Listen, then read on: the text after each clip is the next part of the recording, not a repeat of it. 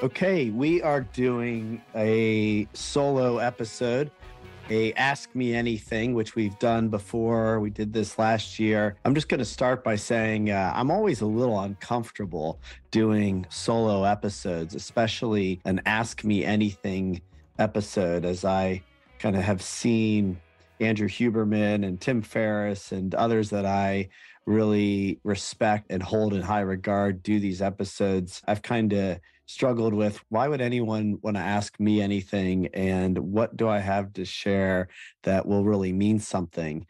And that's just kind of me being a little vulnerable with you. But we asked if you had questions, and you sent over questions, and so I'm just going to answer them and share with you what I can from my heart, and hope that it means something to you and is helpful. I mean, ultimately, at the end of the day, what we're trying to do with the Gravity podcast is help and bring people together and share stories, share a human experience, which is what I think we're doing. And we forget that. We forget that sometimes this is a shared experience, and that we're not alone, and that there are problems and issues and challenges in life and joys and celebrations and all kinds of fun that can't be ours alone, that they have to be in connection with other people.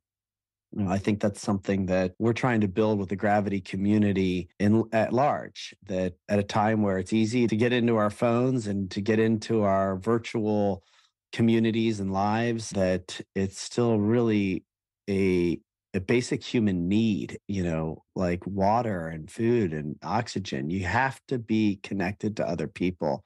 And so that's all we're trying to do, is to share and to connect and to learn from one another.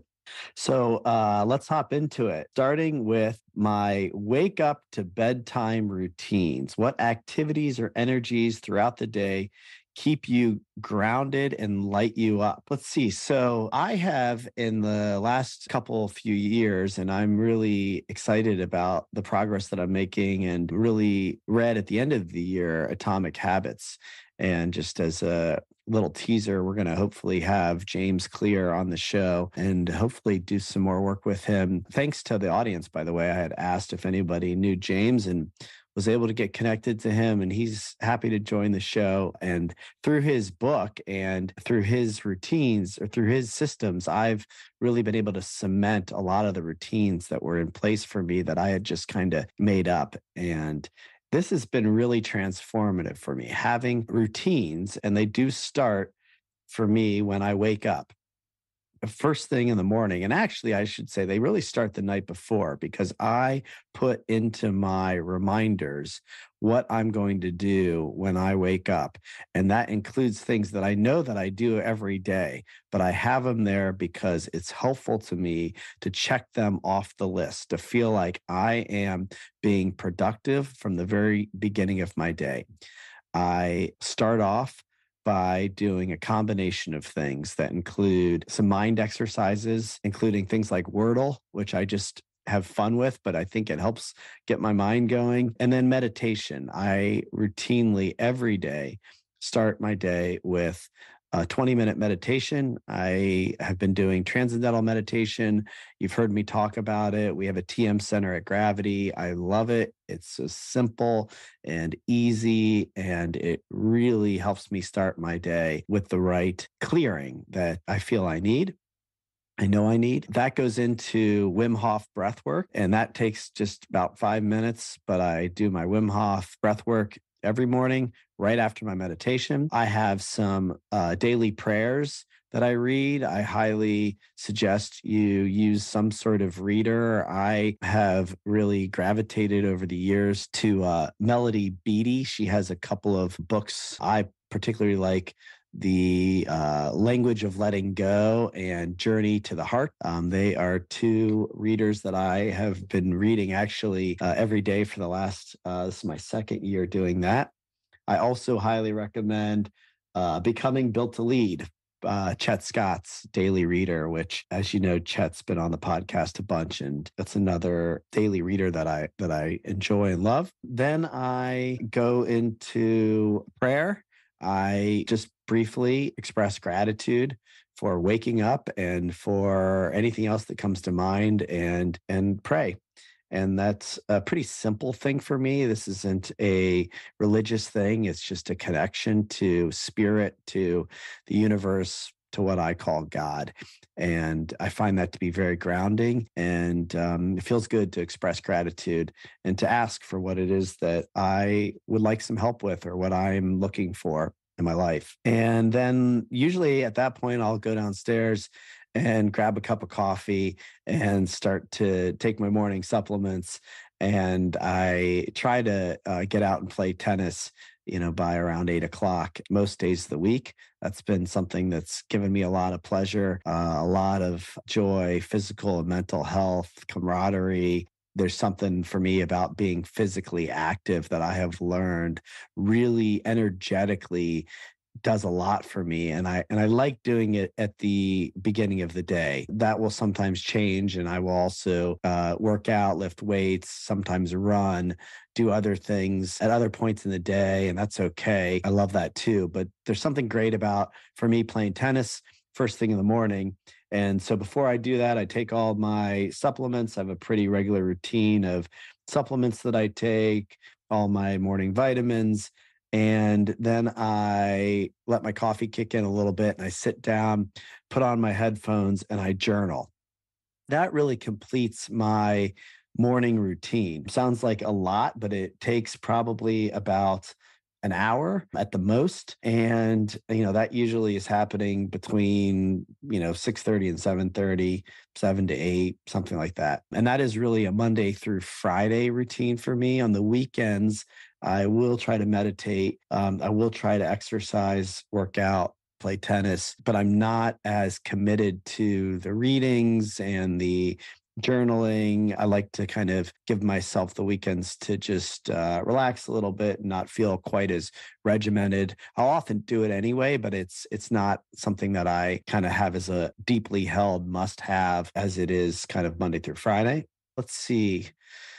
What else is there? Yeah, I think that's kind of my routine. Oh, I'll just lastly say on the journaling, I have adopted the kind of stream of consciousness method. Years ago I read Julia Cameron's The Artist Way, and she has something called morning pages, which is really just writing whatever is coming out of your mind at the time and getting it down on paper and writing and writing and writing until you're done. And so I usually do that for about 10, 15 minutes a day, right at the beginning, drink my coffee. I like to kind of get some caffeine in me and some music and just sort of get into another version of meditation. But what's happening is it's just getting everything that's in my mind out of my mind onto paper. And a lot of clarity comes from me. Sometimes it's just sort of a move of energy, and sometimes it's really some good clarity comes to me about things that I want to do during the day or things that I need to look at, that challenges that I'm faced with. Sometimes it's really could be from any area of life. So anyway, that's it. Highly recommend The Artist's Way, morning pages, or any sort of journaling practice as a way to get some clarity. All right, I think that does it on the wake up. Now there's questions about bedtime. So what activities or energies do you do throughout the day and into the evening that really are helpful to you finding yourself or moving into away from over time?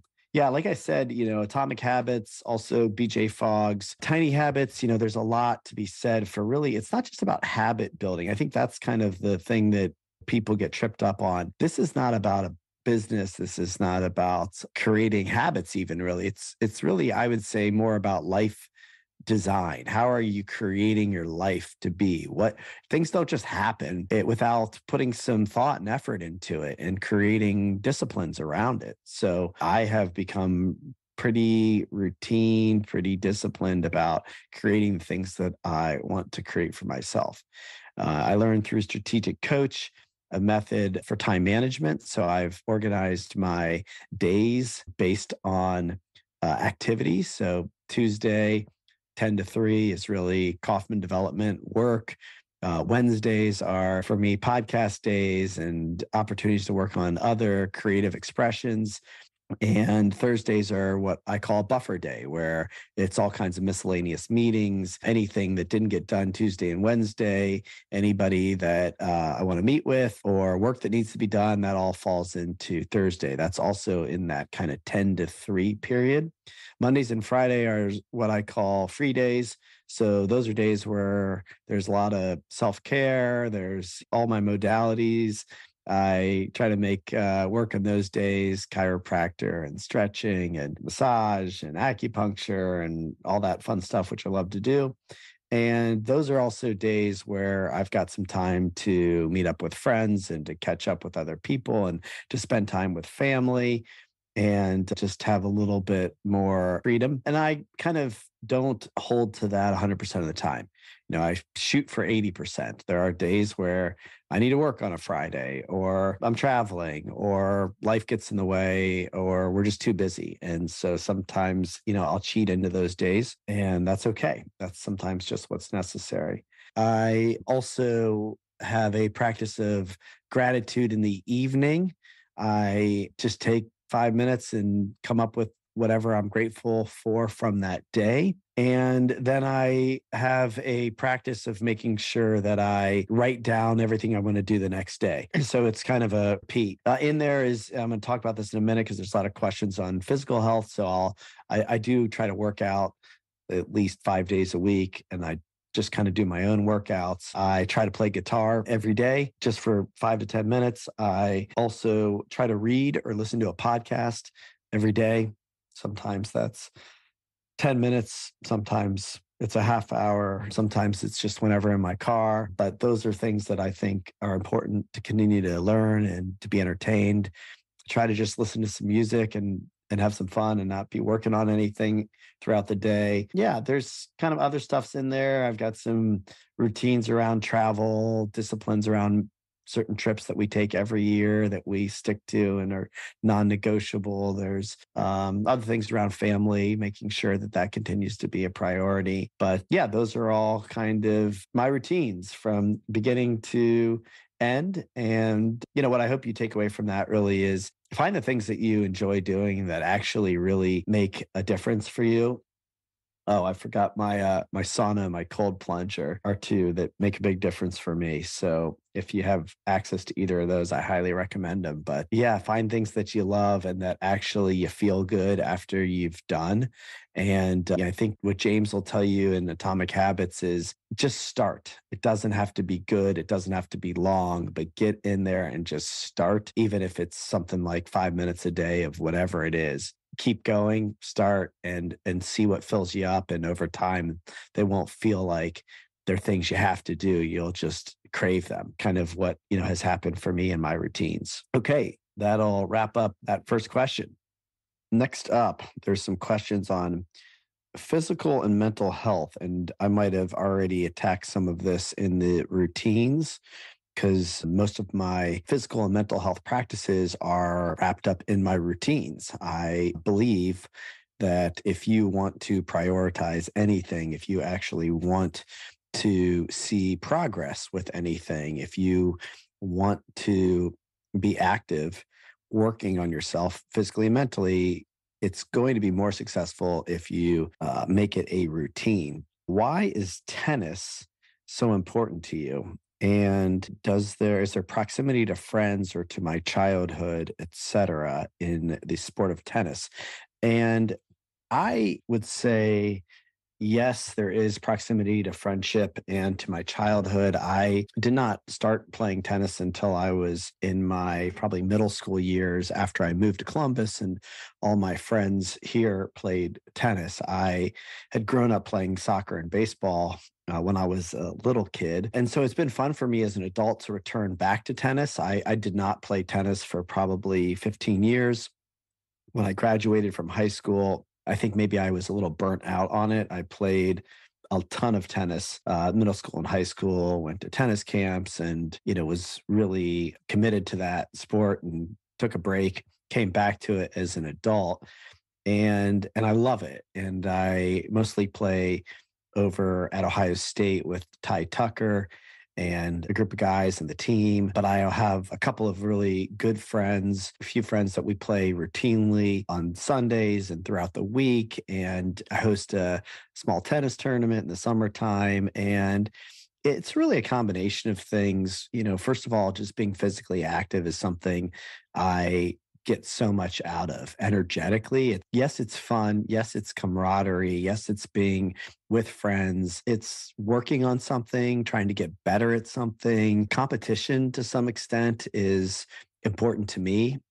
It doesn't really entirely fuel me, but I like it a little bit. It's fun to be competitive. I'm not too competitive that it takes the fun out of it. At the end of the day, I really just love being out there sweating, working on something, being with friends and doing something that I'm good at and getting better at and think that I can continue to get better at. And really, tennis is just kind of where I've directed my energy more and more over the last few years. Before that, I ran marathons. I still very much love to lift weights. I was doing yoga for a period of time, which I'm actually hoping to get back to this year. And love just to play sports for all the reasons I said. It's just a lot of fun for me and energetically very, very healing.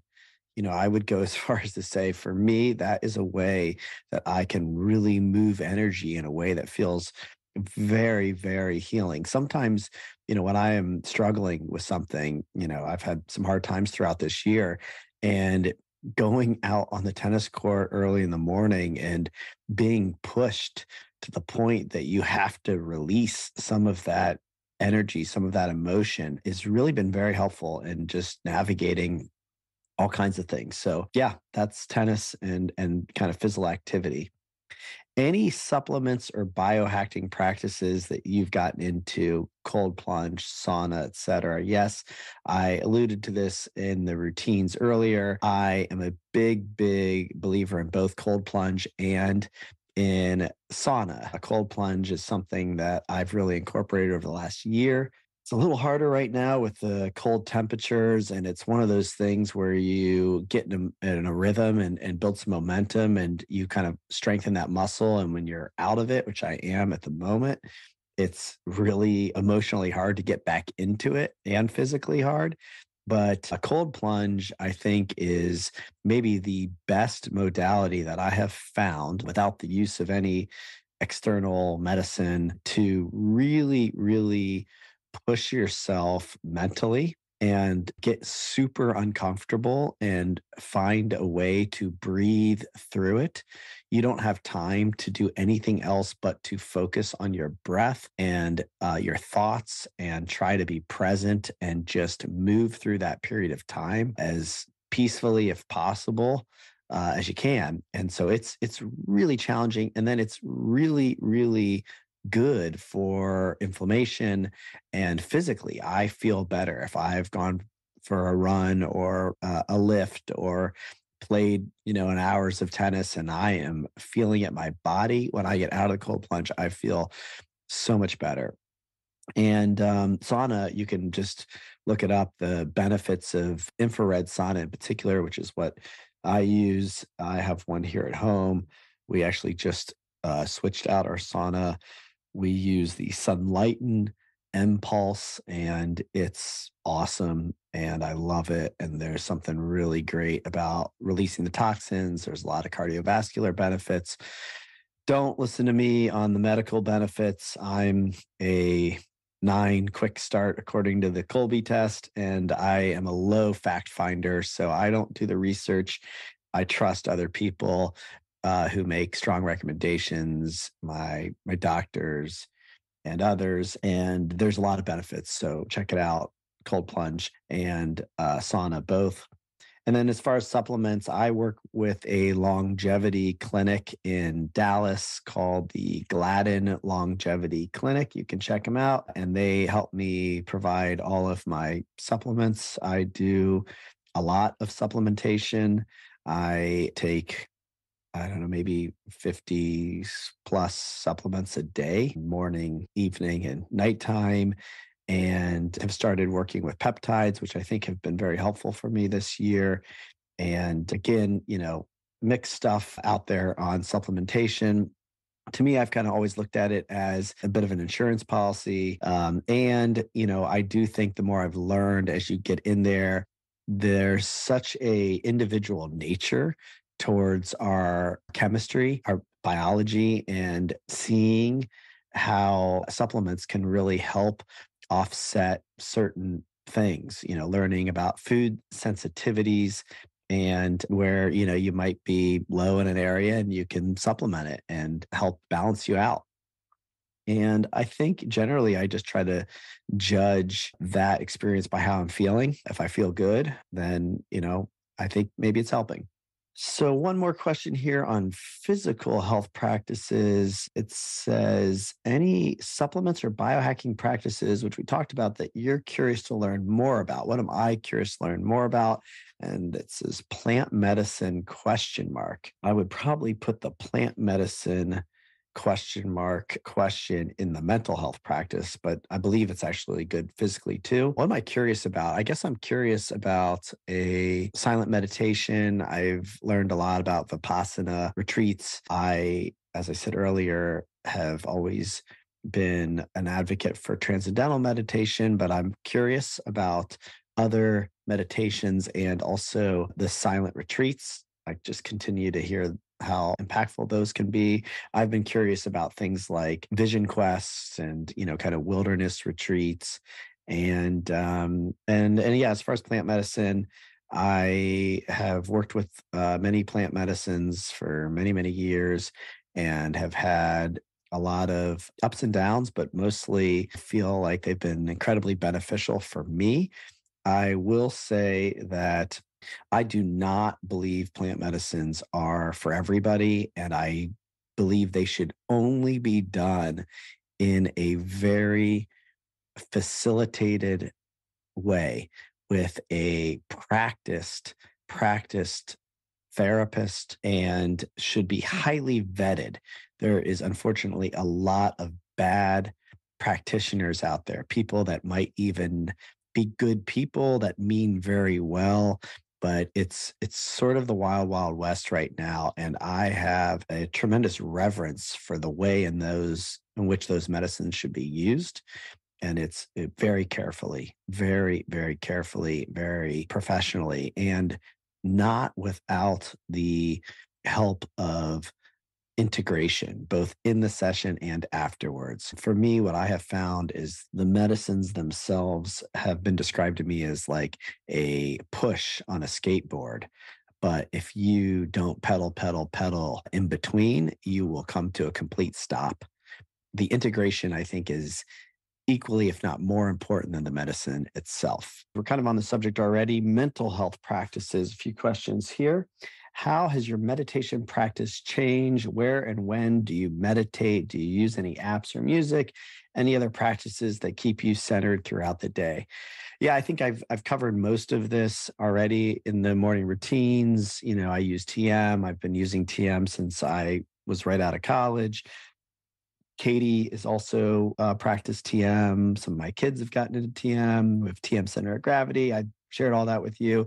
Super easy, 20 minutes, ideally twice a day. I don't always get to a day. I practice the morning meditation daily.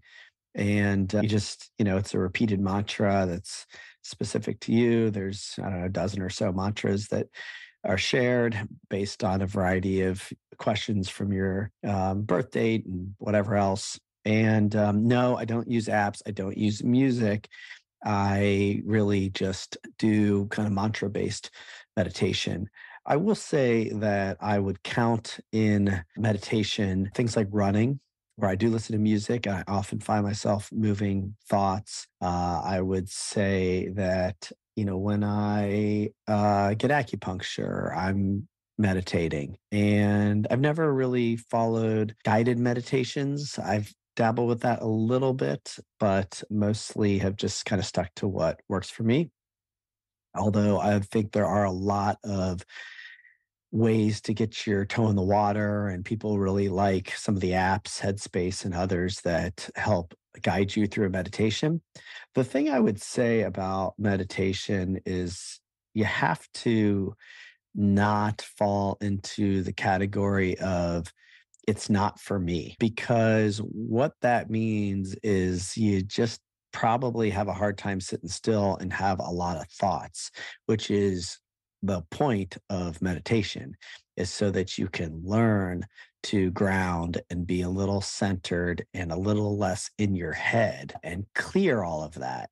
And so it's kind of like anything else. It could be hard at first. It could be difficult. You might not think you're getting anything. There are times where that's still true for me. I might fall asleep or have a meditation that's just full of thoughts the entire time. And there's a saying in TM, which is you always get what you need. So if you fall asleep, you needed sleep. If you had thought, you had thoughts. And just to kind of stick with it. Other practices that keep you centered throughout the day. Like I said, I do the breath work and cold plunge and sauna, and those are all very grounding. I'll take a walk with Katie, and that's also very grounding, connecting. And that's really it. That's kind of my practice. Okay, here's some questions. How do you find time for yourself at home? That's a good one. I play guitar a little bit here and there, try to play for 5, 10 minutes every day. That's great time for myself. I like to work out, which I do at home. I have a lot of these things at home. So, cold plunge, sauna, workout, guitar, I kind of do all that at home. I'll find some time to read at the end of the night or watch a show, sometimes on my own or with Katie. I play tennis at home, go for runs at home. Mostly, though, when I'm home, I'm with my family. And so I'm usually here, doing stuff with them, whatever that is, watching games or shows or hanging out with the dogs or taking a walk or any number of things. A lot of the alone time comes for me either when I'm traveling or things that I do outside the house. I have been working a lot from home, and that's been nice because I can kind of pop out, have lunch, see the kids as they're coming and going, and not be away as often. The importance you found in sabbatical time, well, there's a lot to be said for that. I think the main takeaways I had from sabbatical was really I organized my time coming out of sabbatical very differently. I talked about that earlier, and there was some changes made on really building in these habits and prioritizing things, really making sure that I was taking care of myself. Realized how important it is to take time away to recharge the batteries, that you've got to charge the car before you drive it, not wait till it's dead. I had a lot of takeaways over the emergence of Web3 and the potential for tech to be used for good. I still heavily believe in blockchain technology, virtual reality, NFTs, and crypto. I think they will find a place and have a lot of utility. I'm a huge believer, and that really came clear to me during my sabbatical time. And yeah, I think it's important to find ways to take sabbatical. I happen to take a 3 month sabbatical, but I think you can take one that is any amount of time. Really, what Strategic Coach calls it is free days. And that can be any day where you're not working, you're not thinking about work. Get as many of those as you can a year. And those can even just be weekends. I think it's really great to take time off and be on vacation or sabbatical or have a free day and really detach from work. I think it's highly energizing, and you have to really create space for new ideas to come in. If you're so busy, busy, busy, working, working, working, you're not going to really make as much progress. You're actually going to slow things down. That you got to create the space to let new things come in. That was a huge reminder for me that got kind of embodied during sabbatical. Your latest art projects, how is your guitar and other creative expressions, painting and other creative outlet coming? I am still doing both, playing guitar and painting, and really incorporating the tiny habits, a part of that, which I was just doing already, but kind of making it small. I play guitar for sometimes 5 minutes or 10 minutes a day, but I play every day. I am getting back to taking lessons starting in January. I've got an instructor that I'll meet with once every couple weeks. It's not any more than that because it becomes then overwhelming and not something that I actually want to do. So I have learned with all of these outlets, I have to kind of keep myself in them and make them small so that I can just build momentum. And I think in both cases, I'm enjoying them, which is the most important thing. If you just kind of like energetically feel into it and see, is it something that you like doing? Are you happy you're doing it? Even if it's hard and you're not good at it, do you still feel good while you're doing it? And for me, the answer is both yes to playing guitar and painting. And I'm also very clear that I'm not good at it, which is something that I'm learning to embrace. It's easier to do things that you're good at. And the only way to get there is by being bad at them and sticking with it and moving through that process. And then in the end, that's actually what makes it very fulfilling. So, yeah, I continue to find ways to express myself creatively outside of my work. And I know there's some questions about kind of creation and conscious creation. So let me pause there and I'll come back to that. I see there are some questions around the Grateful Dead and the role that music has played in my life. So I think I've talked about this on and off with various guests, but I love music. I love live music. And I don't think there's anybody better ever than live music than the Grateful Dead and all the various iterations of that band. And I am shockingly able, I cannot believe really that I am able to still see some version of that music live with some of the original members and have it be as good as it is. And I have been amazed that I've been able to continue to go see that band and listen to that music, including sharing it with my family and my kids who also love it. We've traveled to Red Rocks. We saw some shows last summer in New York, and we're going to go out to the Gorge in Washington and see the Dead a few more times in this final Dead and Company tour. And I just love it. I love it. I love it. I love it. I love the music. I love the fact that Bob Weir and Billy and Mickey are still out there playing. They must love it. They have to love it. They're not in it for the money. They just, Bobby in particular, just cannot get himself off stage. He just loves this music and he's going to play it as long as he can. And I love John Mayer in that band. I'm not who had particularly loved or really knew much about John Mayer's solo music, but I have grown to love him. I think he's amazing in this band. He takes it so seriously. He's learned it and he's humble and puts himself in a position to allow the respect for the original members and the music to be held at a high level. And yeah, it's kind of, funny. I think even just thinking about it as I'm saying, it's like, it's just music. It's just a band. It's just whatever. But there's a lot more there. I would recommend watching the documentary about the Grateful Dead if you're interested. The culture, I think it's the culture, the people in the room that share some vision and values and ethics and morals and love for community and being together and dancing and singing and just letting loose and having it feels really good to be in that crowd and to listen to that music and very fueling for me. And I think that's true about music in general. There's not that many bands that I like to see live, but I have been seeing live music since I was a kid. It's one of the things that I think I was so fortunate to do at a very young age in high school, middle school. My mom let me go to shows and I just grew up doing that. I grew up exploring the world through music in large part with good friends and some tough times and navigating certain things, but kind of finding our way through a lot and listening to music was a very big part of my youth. And even I can think back to being even younger and listening to my parents' record player, playing tapes, and just always loving music. So music's big, still very big part of my life. We go to Jazz Fest. I would say that's probably the other big